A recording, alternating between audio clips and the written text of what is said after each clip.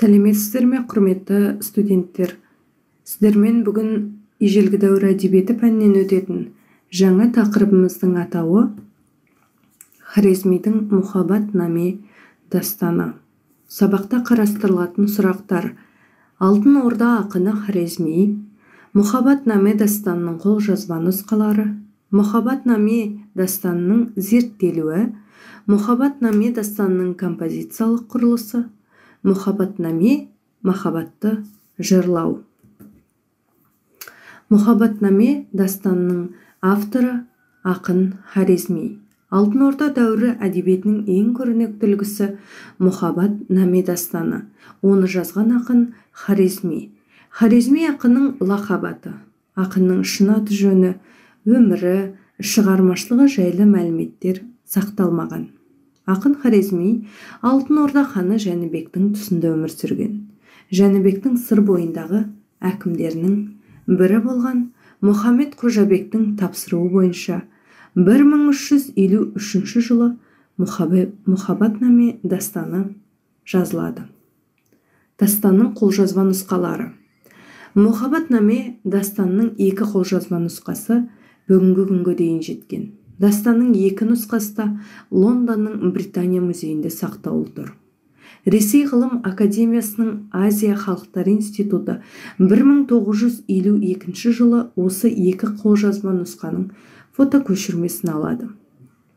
Қолжазбаның бірі 1432 жылы ұйғыр әрпімен көшірілген. Демек, Мұхаббат наме дастанының Хорезми жазғаннан 80 жылдан кейін оны ұйғыр әрпімен қайта көшірген болып шығады. Бұл дастанның ең көне алғашқы көшірмелерінің бірі болса керек. Ал енді Мұхаббат наменің араб әрпімен жазылған нұсқасы 1509 жылы көшірілген. Басқаша айтсақ, дастан жазылғаннан кейін араға 166 жыл салып, араб әрпімен көшірілген. Бір қызығы, араб жазуындағы қолжазба ұйғыр жазуындағы нұсқадан 77 жыл кейін көшірілсе де, оған қарағанда әлдеқайда кең әрі толық сақталған. Енді Мұхаббат наме дастанының зерттелуіне келіп тоқталайық. 1971 жылы Түркияның ұлттық кітапханасынан Мұхаббат наменің араб графикасымен жазылған нұсқасының екі көшірмесі табылады.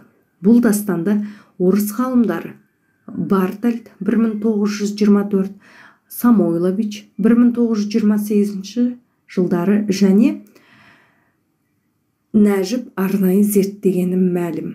Бұл әдеби жәдігерліктердің ұйғыр әрпімен көшірілген нұсқасын белгілі орыс ғалымы Щербак тілдік тұрғыдан зерттеп орыс тіліне аударады.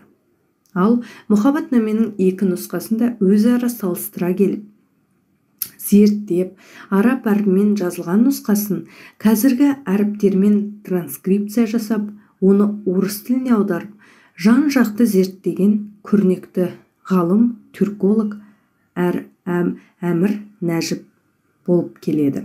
Дастан 1954 жылы өзбек тіліне, 1981 жылы үзінді түрінде татар тіліне және 1985 жылы қазақ тіліне Алма Қыраубаеваның бастауымен тәржіма жасалады.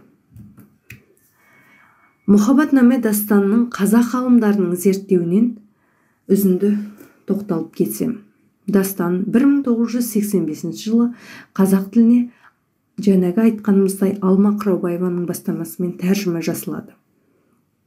Ежелгі дәуір әдебиетін зерттеуші бір топ қазақ ғалымдар, оның ішінде Дербісалы, Жармұхамедов, Күмісбаев, Мұхаббат наменің араб жазуымен бізге жеткен ең толық нұсқасын ғылыми негізде жан-жақты талдап, көне мұраның қазақ әдебиетінің көркемдік сабақтастығын дәлелдеп шықты. Әрі дастанның түп нұсқаға мейлінше жақын қазақ тіліндегі аудармасын оқырман қауымға ұсынып отыр. Өте қызықты ерекше бөлім бұл Мұхаббат наме дастанының композициялық құрылысы. Мұхаббат наме дастанының араб әрпімен жазылған нұсқасы 473 бәйттен тұрады. Дастанда 11 наме. Наме сөзі хат сөзі болып аударылады. Хат хаттан тұрады. жігіттің қызға жазған 11 хаты жырға негіз болған. Солардың ішінде 4-ші, 8-ші және 11-ші хаттар парсы тілінде жазылған. Қалғандары Алтын Орда түріктерінің бәріне бірдей түсінікті Қыпшақ оғыз тіліндегі жырлар болып келеді. Сонымен дастандағы 317 бәйт оғыз Қыпшақ тілінде, 156 бәйт парсы тәжік тілінде жазылған. Махаббатнаменің негізгі тілі Алтын Орда қыпшақтарының тілі екенін ұмытуға болмайды. Оған негіз жаңағы Махаббатнамені арнайы Қожабектің тапсыруымен жазылғанын білеміз. Махаббатнаме дастанының кіріспесінде ақын «Мен де ұлы Тәңірге жалбарынып, Махаббатнамені жаздым» дейді. Демек, автор сол кездегі әдеби дәстүрді сақтап, алдымен әлемді жаратқан Тәңірге сыйынады. Сосын пайғамбарларға мақтау сөз айтады. Содан кейін ғана дастанның жазылу себептеріне тоқталады. Ақын Махаббатнамені Алтын Орда ханы Жәнібектің Ақ Ордадағы әкімдерінің бірі Мұхаммед Қожабектің тапсыру бойынша жазғанын айтады. Бұдан кейін Махаббатнаме авторы оқырманның Мұхаммед Қожабекпен таныстырып өтеді. Әсіресе ол жөніндегі дастанның кіріспесі мен қорытынды бөлімінде көбірек айтады. Шығарманың негізгі бөлімінде ол туралы сөз қозғамайды. Себебі ол шығарманың негізгі кейіпкері емес. Автор оған өз дастанын арнаған үшін мадақтайды. Ақын өзіне көп қамқорлық көрсеткен Қожабекті батыр, асыл текті, мырза, көреген деп дәріптейді.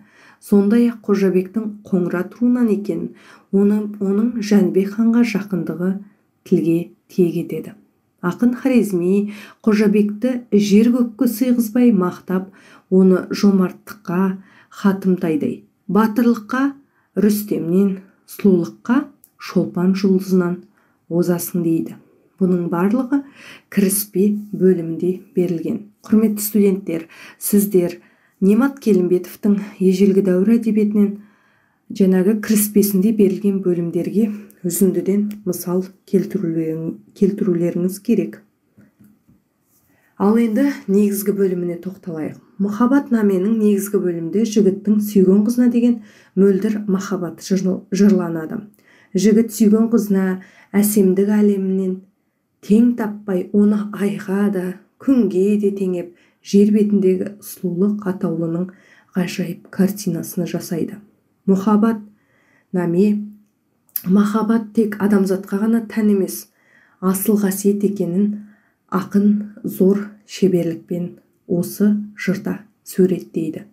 Махаббатнаме дастанында адамның осы өмірдегі адамға деген сүйіспеншілігі зор шабытпен жырланады. Шығарманың бас қаһарманы өз сүйіктісі үшін ешқандай қауіп қатерден тайсалмайды. Жаңағы жырдан үзінді келтірсек, сүйіктім, қасымда болсаң жұмақтың маған керегі жоқ деп баяндап өтетін жері. Маған сенсіз жұмақтың керегі жоқ, сен арғы дүниедегі хор қызынан мың есе артықсың. Сол періште қыздар келіп, сенің сұлулығыңа табынсын. Сен жоқ жерде жұмақтың өзі маған дозақ деп көптеген теңеулер келтіреді. Қыздың сұлулығынан қысылған күн не істерін білмей абыржып, түні бойы бетіне перде жауып ұялып жатады деген үлкен теңеу келтірілген. Жырдың негізгі бөлімінің соңында жігіт бар сырын ақтарып, ғашығы үшін ажалдың өзінен де тайсалмайтындығын сездірсе де, қыз оның ішкі жан дүниесін түсінбей ақ қояды. Мұның бәрін жігіттің хаттарынан аңғарамыз. Жігіт бірде қызға: менің қадір қасиетімді өлгенімді білерсің, мендей азап шексе Аплатон да жынданар еді делінген. Ақыры арманына жете алмасына көзі жеткен жігіт қызбен қоштасады.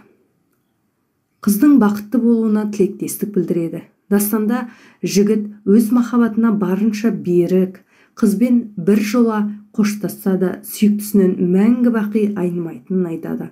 Өмірде алтын мен мыстың айырмасын білмейтін көңілі соқыр наданның қолына түсіп қалма дегендей тілек білдіреді. Хорезмидің Мұхаббат наме дастанының философиялық тұрғыдан тұжырымдалуы. Ақын Хорезми ғашықтардың аузына сөз салу жолымен өзінің нақты философиялық қоғамдық көзқарасын оқырман қауымға жеткізеді. Хорезми гуманистік ой-пікірлерді кезінде ту етіп көтерген дарынды ақын, өз заманының ойшыл азамат ретінде танылған. Автор дастанда махаббатты жырлау арқылы өзі өмір сүріп отырған қоғамның кейбір кемшіліктеріне сын көзімен қарайтыны мәлім. Құрметті студенттер, айтылған барлық дәріс бөлімнен сіздерге берілетін үй тапсырмасы. Дәріспен толықтай тағы да танысасыздар. Төменде берілген тақырыптар бойынша үзінділер келтіресіздер. Немат Келімбетовтың ғылыми еңбегінен жаңағы әдебиеттер тізімінде сіздерге сілтеме жасалған.